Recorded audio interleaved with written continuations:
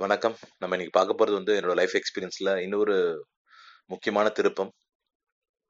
நான் காலேஜ் பிரசிடென்ட்டா, அதாவது கல்லூரி மாணவர் பேரவை தலைவனா செலக்ட் ஆனேன். செலெக்ஷன்ல அது எலெக்ஷன். அதெல்லாம் ஜெயிச்சதை பத்தி பேச போறேன். கண்டிப்பா அது சுவாரஸ்யமா இருக்கும். கடைசி வரைக்கும் கேளுங்க. இது உங்களுக்கு வாழ்க்கைக்கு ஒரு நிறைய இதுல டிப்ஸும் கிடைக்கிறதுக்கான அஷூரன்ஸ் இருக்கு. நான் சொல்ல முடியும். நான் காலேஜ்ல பிகாம் ஃபைனல் இயர் படிச்சிட்டு இருக்கேன். என்னோட காலேஜை பொறுத்த வரைக்கும் அந்த காலேஜ்ல படிக்கிற ஸ்டூடெண்ட்டுக்கு அரியர்ஸ் எதுவுமே இருக்கக்கூடாது எலெக்ஷன் நிக்கிறதுக்கு. அதுதான் ஃபர்ஸ்ட் செக். ஏன்னா அரியர்ஸ் இல்லைன்னா நல்லா படிக்கிற பையனா இருப்பான். நல்லா படிக்கிற பையனா கண்டிப்பா அவனுக்கு ஒரு மாஸ் இருக்காது, எலெக்ஷன் நின்று ஜெயிக்க முடியாது. அதுதான் அந்த காலேஜோட ஸ்ட்ராட்டஜி. இன்னொரு விஷயம் என்னன்னா, அரியர்ஸ் இல்லைன்னா கூட உனக்கு காண்டினேஷன் இருக்கக்கூடாது. அதாவது அட்டெண்டன்ஸ் ஒரு 75-80% மேல இருந்தா தான் காண்டினேஷன் வர மாட்டாங்க. அந்த மாதிரி ஸ்டூடெண்ட் மட்டும் தான் எலெக்ஷன் நிக்கணும்ன்றது ஒரு ரூல்ஸ், அந்த காலேஜோட ரூல்ஸ். இதே தெரிஞ்சு இந்த ரெண்டு கண்டிஷன் போட்டாலே படிக்கிற பசங்க கண்டிப்பா எலெக்ஷன் வர மாட்டாங்க. எலெக்ஷன் வர பசங்களுக்கு கண்டிப்பா காண்டினேஷனோ இல்லைன்னா அரியர்ஸ் இல்லாம இருக்காது. அதுதான் உங்களோட ஸ்ட்ராட்டஜி. அந்த வருடம் 1999 1999ல நான் அந்த காலேஜ்ல ஃபைனல் இயர் படிக்கிறேன். எனக்கு அரியர்ஸும் கிடையாது, எனக்கு காண்டினேஷனும் இல்லை. ஆனா எனக்கு மாசம் இருந்தது. அப்ப நான் எலெக்ஷன் நிக்கிறேன். நான் அந்த எலெக்ஷன் நிற்கிறது இன்னொரு ஸ்டூடெண்ட் அவங்க ரெப்ரசென்ட் பண்ணும். அது மாதிரி சில ப்ரொசீஜர்லாம் இருக்கு, அதெல்லாம் பண்ணாங்க. நான் அதை எல்லாமே ஓவர் கம் பண்ணி நான் நிக்கிறேன், எலெக்ஷன் நிக்கிறேன். நான் இப்ப நிற்கும் பொழுது என்னோட ஃபர்ஸ்ட் ஸ்ட்ராட்டஜி என்னன்னு பாத்தீங்கன்னா, நான் எல்லார்ட்டையும் ஓட்டு கேட்டேன். ஓட்டு கேட்கும்போது நீ எனக்கு ஓட்டு போட்டு நான் கேட்கல, நீ எனக்கு போட்டுருன்றது கன்ஃபார்மா தெரியும், உங்களோட ஃப்ரெண்ட்ஸ் கிட்ட சொல்லி எனக்கு ஓட்டு வாங்கி கொடுன்னு சொன்னேன் நான். இது ஒரு ஸ்ட்ராட்டஜியா நான் ட்ரை பண்ணேன். நான் உங்க வாழ்க்கையில கூட ஒரு பிசினஸ் பண்றீங்கன்னா நீங்க என்ன பண்ணுங்க, அவங்க கண்டிப்பா கஸ்டமரா இருப்பாங்க, இன்னொரு கஸ்டமர் ரெஃபர் பண்ண சொல்லுங்க ஒரு பிசினஸ்க்கு. இது ஒரு ஸ்ட்ராட்டஜியா நான் ட்ரை பண்ணேன், அது சக்சஸ் ஆச்சு. அதுக்கப்புறம் இந்த எலெக்ஷனுக்காக நான் ஒர்க் பண்ணிட்டே இருக்கும்போது நம்ம ஹாஸ்டல் போய் பேசுறோம். ஆனா எனக்கு நிறைய நண்பர்கள் எல்லாம் அமைஞ்சாங்க, அவங்க நிறைய ஒர்க் பண்ணாங்க. அதை கண்டிப்பா நான் பதிவு பண்ணி ஆகணும். நிறைய நண்பர்கள் எனக்காக எலெக்ஷனுக்கு ஓட்டு போட்டது இல்லாம அவங்க காசு கொடுத்து எனக்கு ஒரு நோட்டீஸ் போடுறதுக்கோ இல்லைன்னா ஒரு விசிட்டிங் கார்டு போடுறதுக்கோ நிறைய செலவுகளுக்கு ஹெல்ப் பண்ணாங்க. அப்பயே எலெக்ஷன் நிக்கிறதுக்கு அவங்க சப்போர்ட் பண்ணாங்க. நம்ம செலவு பண்ணி போனா சம்பாதிக்கணும்னு ஆசை வரும்ல, அவங்க செலவு பண்ணி தான் எலெக்ஷனுக்கு வச்சாங்க. அப்படி எலெக்ஷன் நிற்கும் போது இன்னொரு டீம் என்ன கூப்பிடுறாங்க. அதாவது நீங்க அது ஒரு பெரிய ஒரு ஒரு மாஸ் டீம், ஒரு கொஞ்சம் ரவுடி பசங்க வச்சுங்களா, கொஞ்சம் ஒரு சப்போர்ட், ஒரு வசதி வாய்ந்த பசங்கன்னு சொல்லலாம்.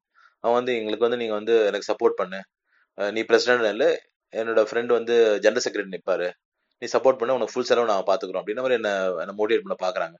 இல்ல இல்ல அதனால எனக்குன்னு ஒரு டீம் இருக்கு, நான் அவங்களோட சேர்ந்து நிக்கிறேன் அப்படின்னு சொல்லி நான் சொல்லிடுறேன் அவங்க கிட்ட. அதுக்கப்புறம் பாத்தீங்கன்னா என்ன எதிர்த்து நிக்கிற யாருன்னா, மாஸ்டர் டிகிரி படிக்கிறவர். அதாவது அந்த காலேஜ்லயே யூஜி முடிச்சுட்டு பிஜி பண்றாரு. அந்த காலேஜ்ல 5 ஆண்டுகள் அவருக்கு அனுபவம் இருக்கு. நான் அந்த காலேஜ் போய் 3 ஆண்டுகள் தான் அனுபவம் இருக்கு. தேர்ட் இயர் தான் நான் பண்றேன் நான். ஸோ என்னோட 2 வருஷம் எக்ஸ்பீரியன்ஸ் அவருக்கு ஜாஸ்தியா இருக்கு.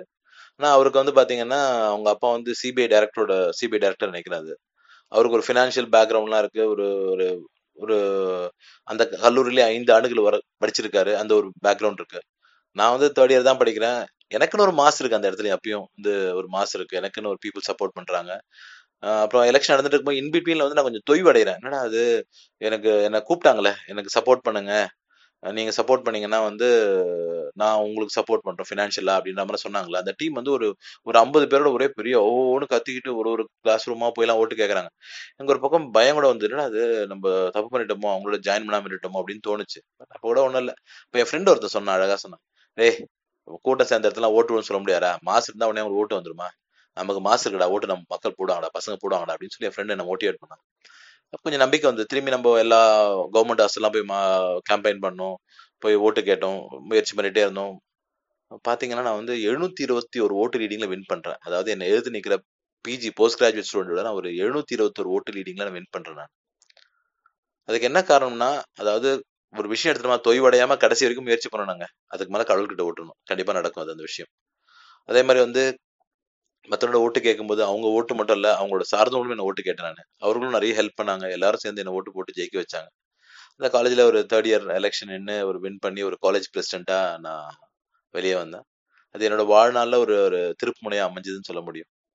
அது கடவுளுக்கு நன்றி சொல்லணும், என்னை சுத்தி இருந்த நண்பர்களுக்கு நன்றி சொல்லணும். இதுதான் நான் பதிவு பண்ண விருப்பப்பட்டது.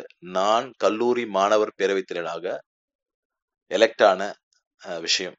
ரொம்ப காலேஜ் பிரசிடென்டா எலெக்ட் ஆன ரொம்ப சந்தோஷமா இருந்தது அந்த தருணங்கள். லீடர்ஷிப் முயற்சி பண்ணணும், கண்டிப்பா முயற்சி பண்ணும்பொழுது அது நமக்கு கிடைக்க வாய்ப்பு இருக்கு. நன்றி, வணக்கம். மீண்டும் அடுத்த திருப்புனையில சந்திப்போம்.